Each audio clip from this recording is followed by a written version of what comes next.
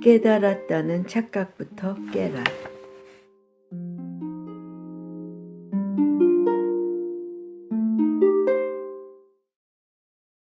부처님은 지금도 24시간 설법하고 있다.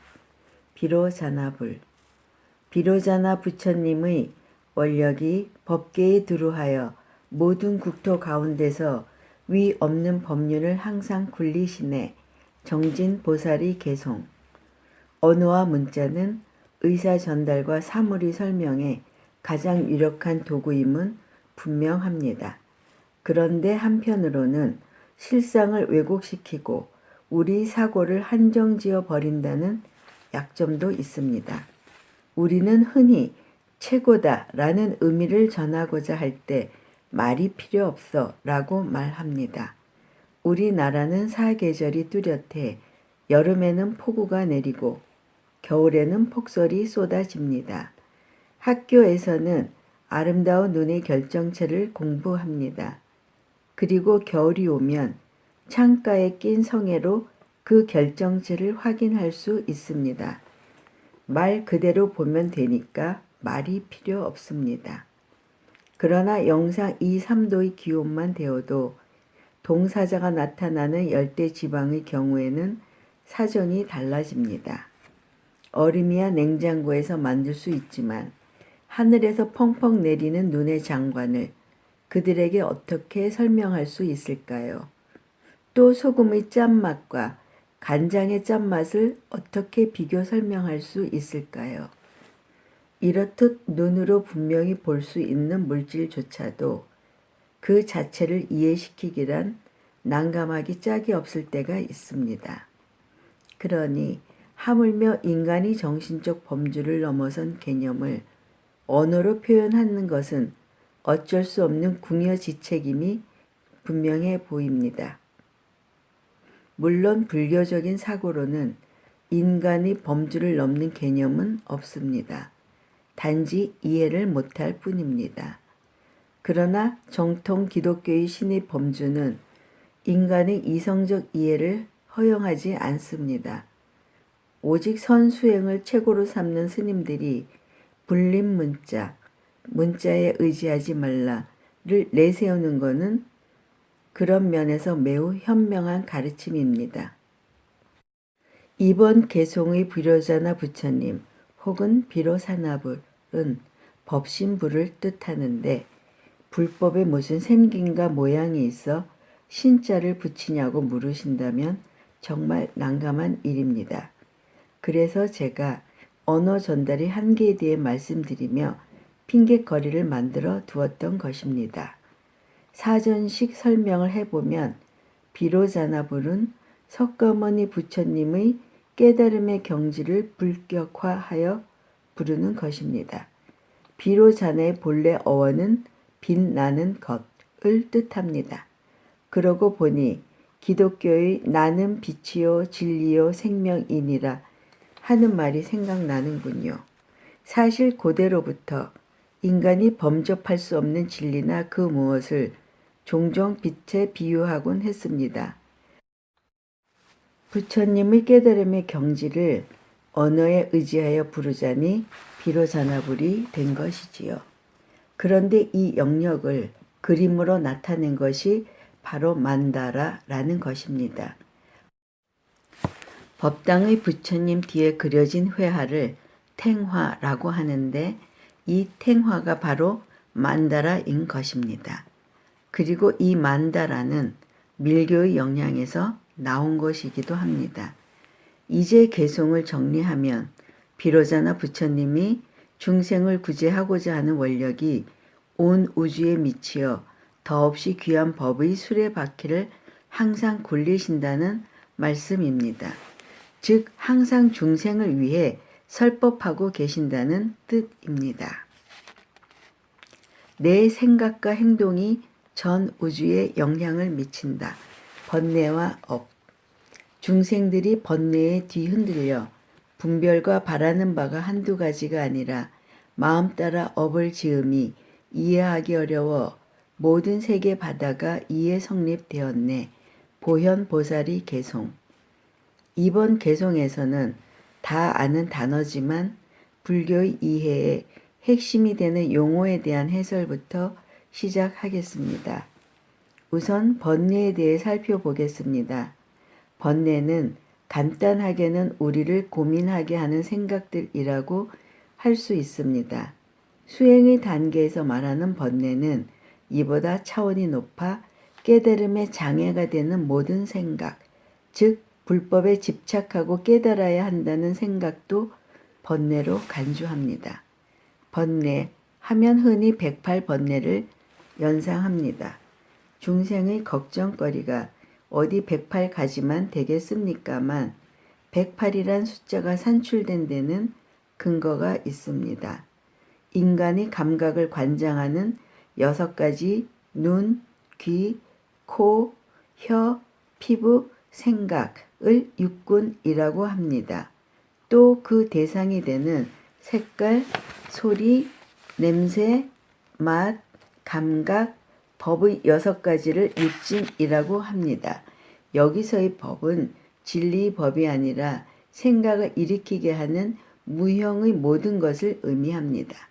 이 바깥이 육진이 내가 가지고 있는 육군과 결합하여 번뇌가 일어나니 6 곱하기 6은 36이 됩니다.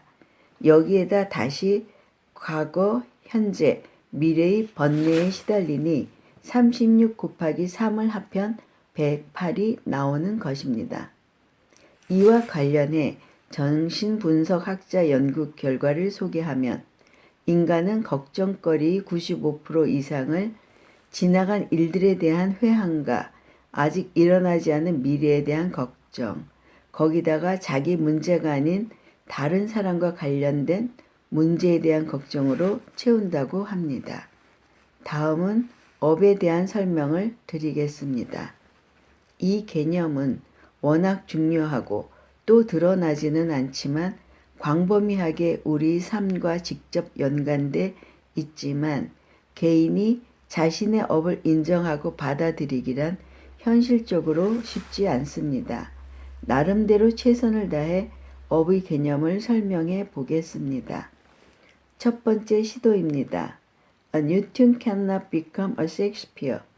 대학 입학 시험을 수능 시험이 아니라 예비고사로 치르신 중년분들은 영어 공부의 필독 참고서인 삼위일체란 책을 기억하실 것입니다. 그 첫 장의 부정관사 A를 설명하는 첫 번째 예문입니다.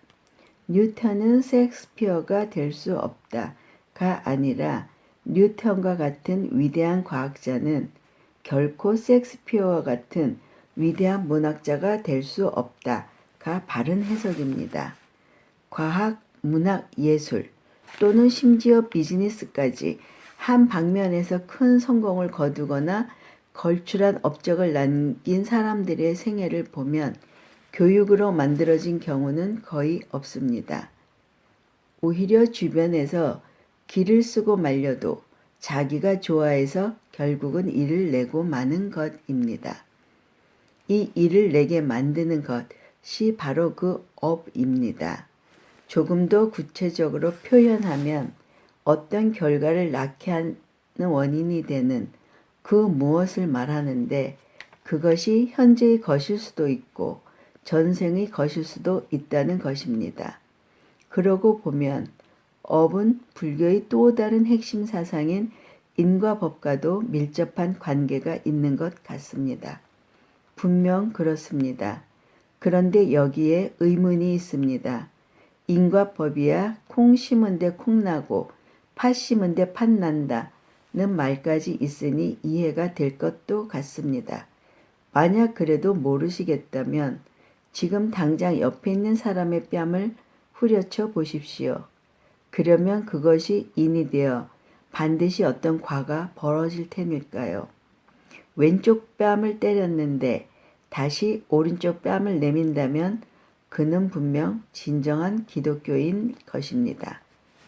이 정도면 업이 현재에는 존재한다는 것이 분명해 보이는데 남은 문제는 전생의 업을 이해하는 것입니다. 앞에 과학자나 예술가의 타고난 그 무엇에 대해 말해 두었지만 아직은 부족합니다. 더욱 전생을 설명하려면 윤회의 개념이라는 큰 산을 넘어야 하는데 아직은 벅차니 이번 개송에서는 업이란 게 있긴 있겠구나 라는 확신을 가지는데 설명이 초점을 맞추겠습니다. 두 번째 시도입니다. 우선 신과학 산책, 김재희역, 김영사 중 셀드레이크 편에 수록된 내용을 소개합니다. 실험실에서 쥐들의 행동을 면밀히 살펴보면서 이들에게 새로운 재주를 가르치는 데에 시간이 얼마나 걸리는지 관찰하는 일은 용이합니다. 실험실에서는 동물의 행태를 연구하는 기본 재료로 쥐를 널리 사용하기 때문에 쥐의 행동 심리에 관한 연구는 대단히 광범위하게 이루어져 있습니다. 그런데 이와 관련한 자료를 종합하여 검토해 보면 다시 제 주장에 부응하는 형태 공명의 효과가 역력히 드러납니다.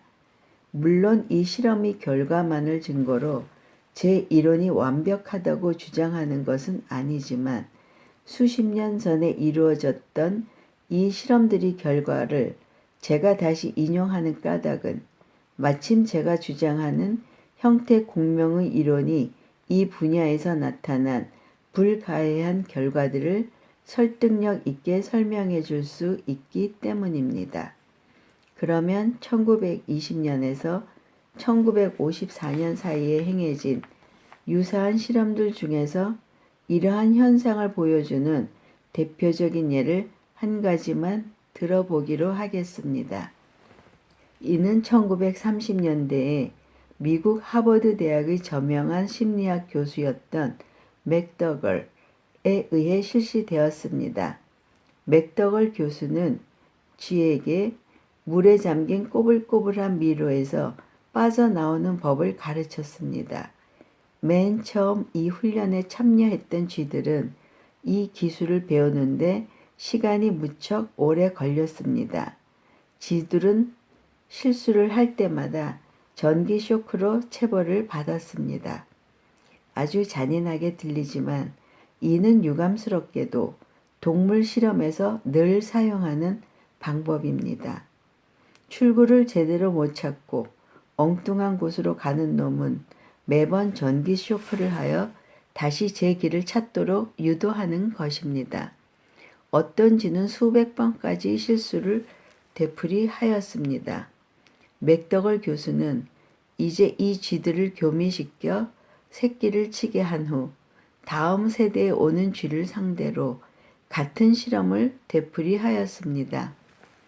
이 훈련에서 새 세대의 쥐들은 앞 세대의 쥐들보다 길을 찾는 요령을 빨리 습득하였습니다. 그리고 그 다음 세대의 쥐들은 더 빨리 익히는 것이 확인되었습니다.